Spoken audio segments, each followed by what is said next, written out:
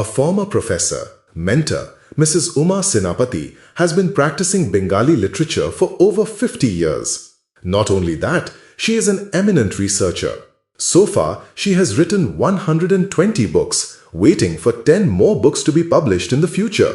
Many books written by her are also recognized as textbooks. She has received many awards for her literary works. Recently, this great personality has been nominated as Rabindra Smriti Smarak Punaskar recipient.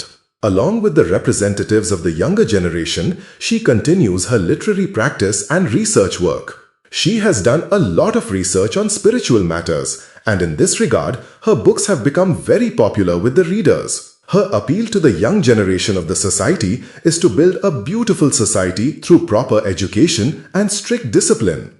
She spoke about her long literary life, many amazing events, and history in this program.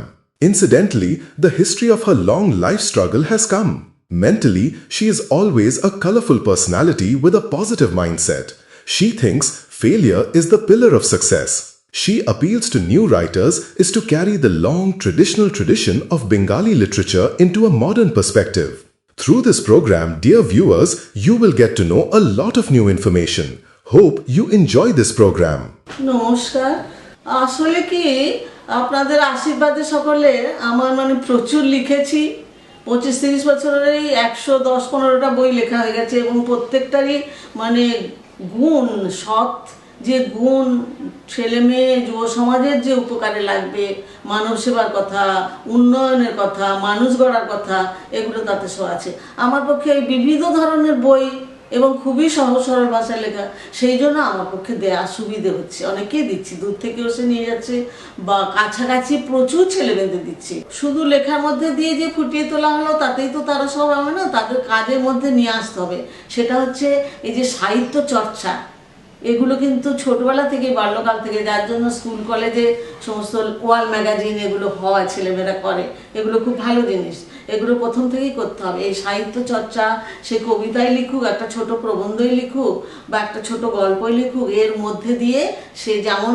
বইগুলো পড়ে পড়েও অনেক কিছু জানছে আবার যদি seminar হয় শুনছে লেখকের সঙ্গে প্রশ্ন উত্তরের মাধ্যমে তাহলেও হচ্ছে আবার যদি নিজেরা সাহিত্য চর্চা তাদের যেন যদি গাইড থাকে মাস্টারমশাইরা করলেন স্কুলে তারপরে ফ্যামিলি থেকেও করা হলো পাড়ার মধ্যে সুতরাং এইভাবে যদি তাদের সবাই গাইড করে শিক্ষক গুরুজনরা মা বাবা তো আছেনই মাই প্রথম শিক্ষক বাবা সুতরাং সেটা তারা অনেক কিছু করতে পারবে এবং তারা তখন অনেক বেশি বুঝে যাবে তারা নিজেরাই তখন অনেকে বলে না আমাদের কেউ নেই বাবা নেই বা আমার বাবা ব্যস্ত থাকে দেখে না বা মা আমার বাইরে বেরো দেখে না এটা তখন আর বলার লাগবে না ছেলেমেয়েরা তখন নিজেরাই এত সচেতন হয়ে যাবে না নিজেরাই সব কিছু করতে পারবে কেননা বিবেকানন্দ তো পালিয়ে যাবে বিবেকানন্দের বইগুলো তো পড়ে আছে লাইব্রেরিতে সেইগুলো পড়ে তাদের সংস্পর্শে এসে তাদের বাণীকে মনের মধ্যে গেঁথে নিয়ে শুধু শিক্ষকের উপদেশ স্কুলের মধ্যে উপদেশ না এই যে মহাপুরুষদের যে লেখাগুলোর মধ্যেও পাচ্ছে আর মহাপুরুষদের যে বইগুলো তার স্কুল লাইব্রেরিতেও থাকছে কলেজ লাইব্রেরিতে তা আবার কিনছেও বা দেয়া যদি হয় বিতরণ সেটাও পাচ্ছে সুতরাং সেটার থেকে সে অনেক কিছু আর কি নিজেকেই তৈরি করতে পারবে এই যে নিজেকে নিজে কোনো অজুহাত না নিজেকে নিজে কিছু ব্যবস্থা নিশ্চয়ই বড়রা করে দিচ্ছে পরিবারে যে বা স্কুল হিসেবে বা পাড়া হিসেবে ক্লাব এসব থাকে করছে কিন্তু নিজেদের চেষ্টা নিজেদের যে গড়ে তোলা আমাদের পাশে তো মহাপুরুষরা আছেন আমি দু একজনের নাম বলছি স্বামী বিবেকানন্দ তারপরে ঋষি অরবিন্দ হ্যাঁ নেতাজি বিবেকানন্দেরই ভাবশিষ্য নেতাজি সব তো শ্রী অরবিন্দ বিবেকানন্দের পর থেকেই তো নেতাজি সব অনেকেই উঠেছেন সুতরাং তারা তো আমাদের আছেই তাদের বইপত্র আছে তাদের রচনাবলী আছে সুতরাং ছেলেমেয়েরাও যদি সজাগ থাকে এইভাবে তৈরি হয় তাহলে আর বইগুলোও পড়ছে বা যাচ্ছে বইগুলো হ্যাঁ আর লেখকের সঙ্গে যেটা বললাম সেমিনারের আলোচনা যদি বই লেখা ছাড়া হয় বই বিতরণ হয় তাহলে তারা নিজেরাই সজাগ হয়ে নিজেদের যে তৈরি করা এই ব্যাপারটাই আমি বলতে চাইছি তাদের তৈরি করে দেওয়া পথ দেখানোও যেমন বড়রা করবে বইগুলোও যেমন লেখা হবে সব কিছুর মধ্যে দিয়ে প্রচার হবে তেমনি নিজেরাই সব এই বই পড়ে বই পড়ার নেশাটা অভ্যাসটা যদি তৈরি করে দেওয়া যায় পরিবার থেকে মায়ের বাবার শিক্ষা থেকে, শিক্ষকদের চেষ্টা থেকে। কেননা প্রত্যেকটা স্কুলেই লাইব্রেরি আছে, লাইব্রেরি একটা ক্লাস থাকে। যদি কোথাও না থাকে খুব দুঃখের কথা, আমি শুনি দেখি কোথায় কোথায় নেই, সেজন্য খুব দুঃখ হয়। আমরা কি উন্নতির দিকে যাচ্ছি না অবনতির দিকে? সুতরাং আমার আরেকটা নিজের বিশ্বাস আছে যে কোনো ছেলে মেয়ে সে খেতে পায় না, তার দরিদ্র, তাদের মা বাবা কিছু করতে পারছে না, কর্মসংস্থান নেই, বই কেনার পয়সা নেই, স্কুলের সব ফিস মেটানোর নেই। এখন তো হয়েছে হায়ার সেকেন্ডারি অবধি ফ্রি, তবু তো কিছু লাগে, খাতা পেন্সিল কলম সব তো আর দানে পাওয়া যায় না।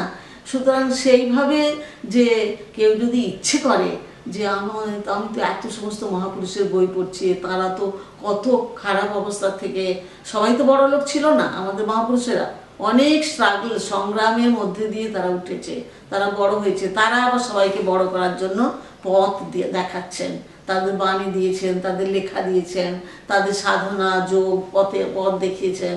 সুতরাং এইভাবে ছেলেমেয়েরা ইচ্ছে করলে তাদের যদি পথ পায়, যদি সাহায্য পায়, সাহায্য আমাদের করা উচিত, সবাইকে, সমাজের সবার করা উচিত, স্কুল থেকে শুরু করে সকলের করা উচিত। তাহলে তারা নিজেরাই ইচ্ছে করলে নিজেদের তৈরি করতে পারবে। তখন আর এই যে অজুহাত না, যে আমার এটা নেই ওটা নেই আমি কোথায় পাবো, এসব কোনো অজুহাত প্রশ্ন না।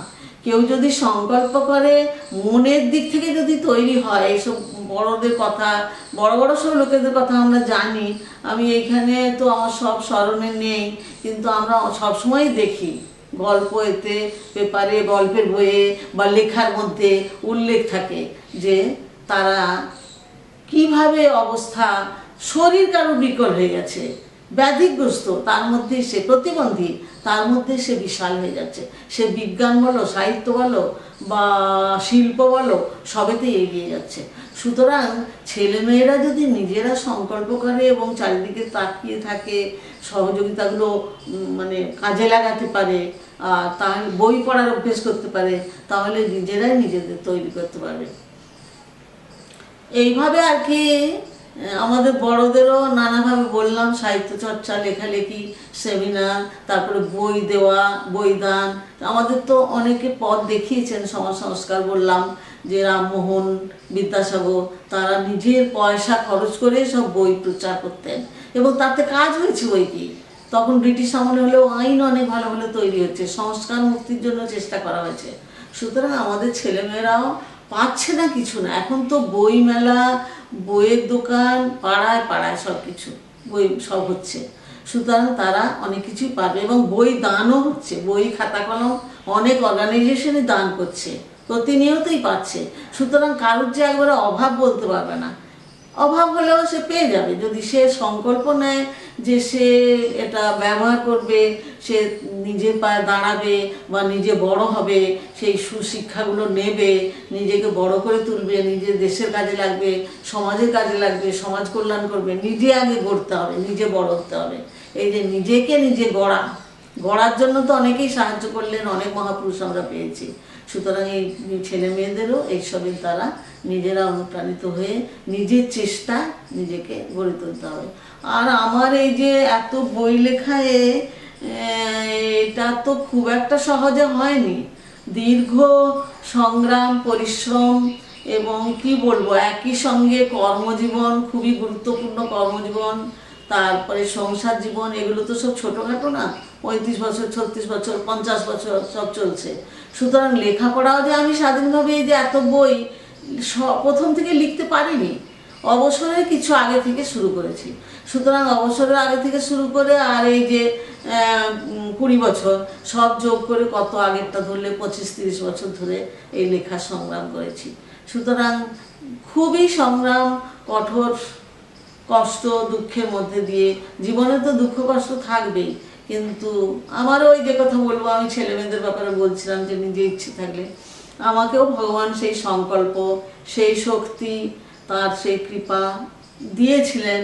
সেই জন্য আমি আর আমার গুরু সাহায্য পেয়েছি, আমার মা তাড়াতাড়ি চলে গেলেও বাবার সাহায্য পেয়েছি, শিক্ষক গুরুদের যে সাহায্য, গুরুদের যে আশীর্বাদ, গুরুর আশীর্বাদ, গুরুর সাহচর্য, এটা বিরাট জিনিস।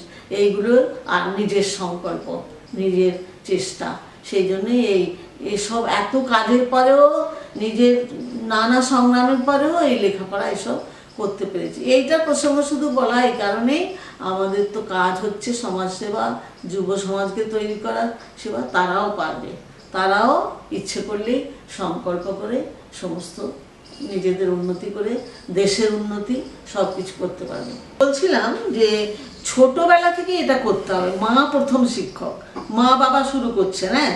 তা বাড়িতে যদি বইয়ের চল থাকে, মা বাবা বই পড়ছে দেখে, নাহলে মা বাবা মোবাইল ঘাঁটছে। এই তো এখন তো দেখছি তাই, মোবাইলের ব্যাপারটা এসছে, মোবাইলের নেশাটা ধরেছে, কি গেম ফেম সব দিয়ে একদম 12টা বেজে যাচ্ছে ছেলে মেয়েগুলো।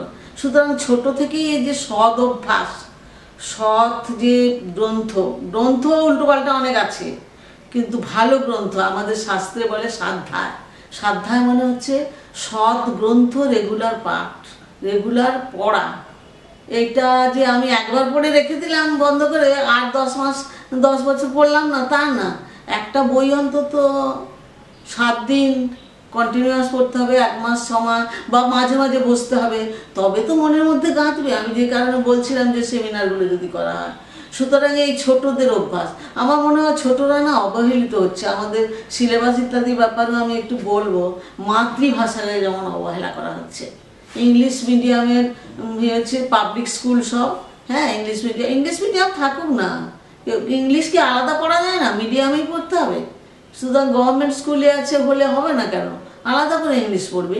বা যারা পড়তে পারেনি তারাও এই দেখা দেখি তো অনেক সময় গরিব বাড়ির মানে তাদের সংস্থান নেই, তবু ভর্তি হয়ে যাচ্ছে, কিন্তু তারপরে আর সামলাতে পারছে না। সুতরাং এই ছোটবেলা থেকে ছোটদের যে গাইডেন্স, সেটা গার্জেন তরফেই হোক, রাষ্ট্রের তরফেই হোক, পাড়ার দিক থেকেই হোক, সমাজ সংস্কার সমাজের লোকেরাই হোক, ঠিকভাবে ব্যবস্থাটা হচ্ছে না। যেটা বলছিলাম, ওই যে বইয়ের অভ্যাস, বই হাতে ধরানো, তারপরে যে বাংলা ভাষা, অনেকে না গর্ব করে। আমি একটা মজুমদার যে বিখ্যাত কবি, তার প্রসঙ্গটা আমার মনে পড়ে গেল। কেননা উনি এইসব মায়েদের এই যে ছোটদের গাইড ঠিক করা হচ্ছে না, বা ছোটদের ভুলভাবে চালনা করা হচ্ছে, মাতৃভাষাকে অবহেলা করা হচ্ছে। ইংলিশ পড়বে পড়ুক না, কিন্তু মাতৃভাষায় কথা বলছে, মা বলছে প্রথম, সেটাকে কথা অবহেলা। কিন্তু উনি যেন এটাতেই অহংকার করছেন। তা উনি সেই জন্য কবিতার মধ্যে বলছেন যে আমার খোকা মানে ইংরেজিটা খুব ভালো পারে, ইংলিশ মিডিয়ামে করে তো সেই জন্য, কিন্তু বাংলাটা ঠিক তো ওর আসে না, বাংলাটা ভালো পারে না। এটা কি খুব অহংকার গর্বের হলো?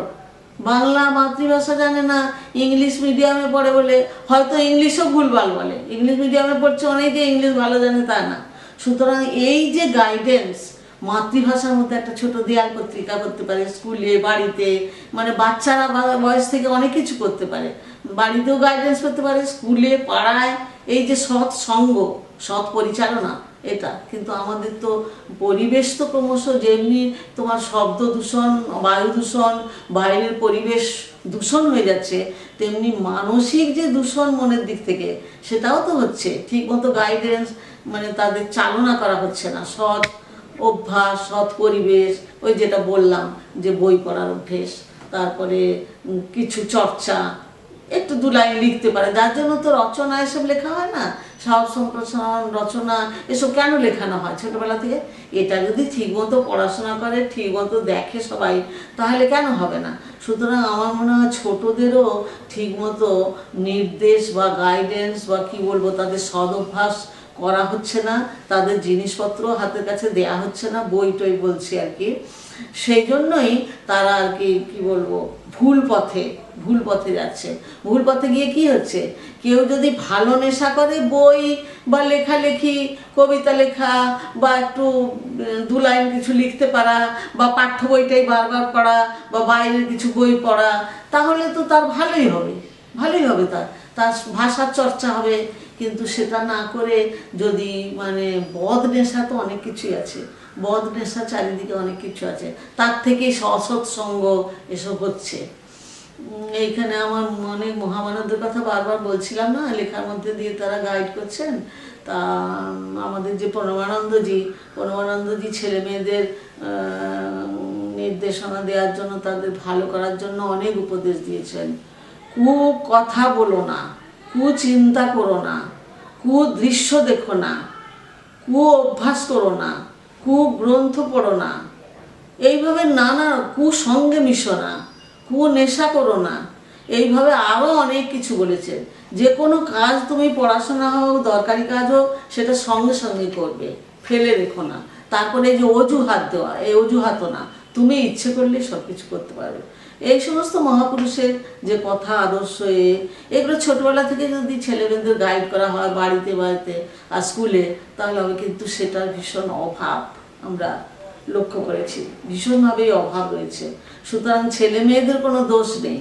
তারা যদি অন্যভাবে চলে, অন্য চিন্তা করে, বা মাতৃভাষাকে অবহেলা করছে, বা ইংলিশটাও ভালো করে পড়ছে না, বা বাইরের বই পড়ছে না, পাঠ্য বইও ভালো করে খুব গভীরভাবে পড়ছে না, সাধ্যায় যেটা বলছিলাম সদগ্রন্থ পাঠ সেটা করছে না, তাহলে কি করা হবে? তারা বড় হবে কি করে? এই যে বড় হওয়ার ব্যাপারটা, মানুষ গড়া, সেটা হাত যেমন মায়ের হাতে, বাবার হাতে, পাড়াপড়শি সবারই দায়িত্ব আমাদের এই ছোটদের দেখা। ছোটদের আমরা কোনোভাবেই ছোটদের আজে বাজে কিছু শেখাতে পারি না। তারা যাতে ভালো শেখে, তারা যাতে ভালো পরিবেশ পায়। রাষ্ট্র ইত্যাদি আমি বাদ দিলাম, রাষ্ট্র পরের ব্যাপার, একসঙ্গেই তো বলছি। মা বাবা, পাড়া প্রতিবেশী, আত্মীয় স্বজন, মাস্টারমশাই, স্কুল কলেজ, এগুলোই তো সব কত আসছে। তারপরে তো সমাজ, দেশ সব আসছে। সুতরাং সেইভাবে যদি ছোটবেলা থেকেই নির্দেশনা দেওয়া হয়, তাদের সব ভালো জিনিস দেখে, ভালো অভ্যাস দেখে সবার মধ্যে, তাহলে ওরা করবে। তাহলে ওই মোবাইল নিয়েও ঘাটবে না।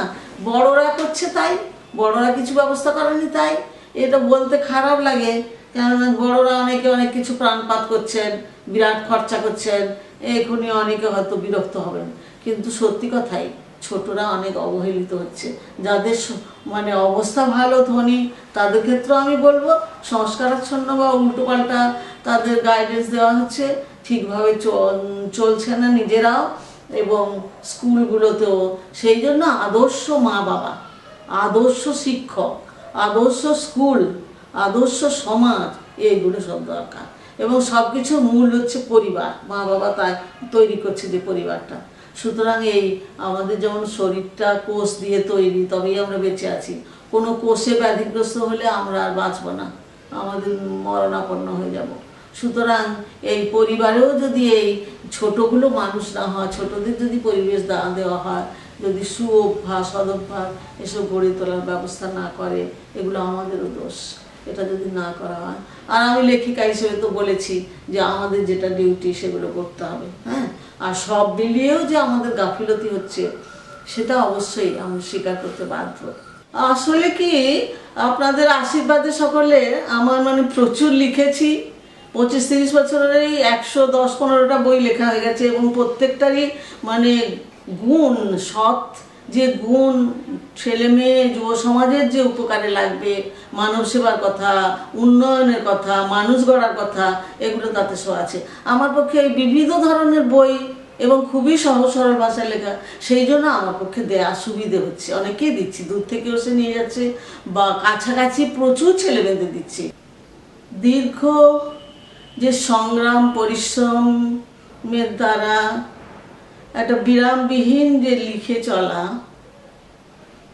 এটা অল্প কথায় সমস্ত ব্যাখ্যা করা, বলা বা আলোচনা করা অসম্ভব বলতে গেলে।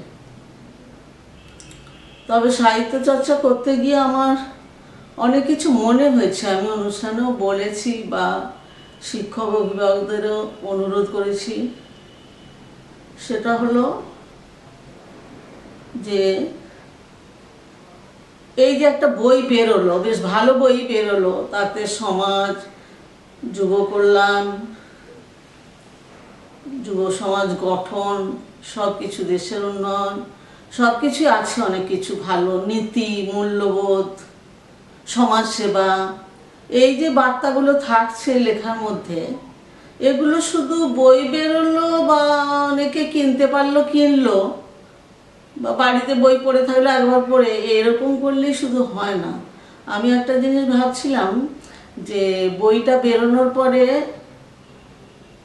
পাঠক এবং লেখক, যুব সমাজ মুখোমুখি একটা প্রশ্নোত্তরের মাধ্যমে ম্যাটার, মানে লেখার মধ্যে সব যেসব বললাম, যেসব থাকে সেবার ব্যাপার, এগুলো যদি এটা আলোচনা হয় প্রশ্নোত্তরের মাধ্যমে, তাহলে কি হবে, এই যে ভালো ভালো ব্যাপারগুলো, কল্যাণমূলক উদ্দেশ্য, অনেকের কর্তব্য, কর্মদায়িত্বগুলো সব তো আছে, সেইগুলো আর কি মনে গেঁথে যাবে। বিশেষ করে যুব সমাজের কিশোর এদের তো এটা দরকার।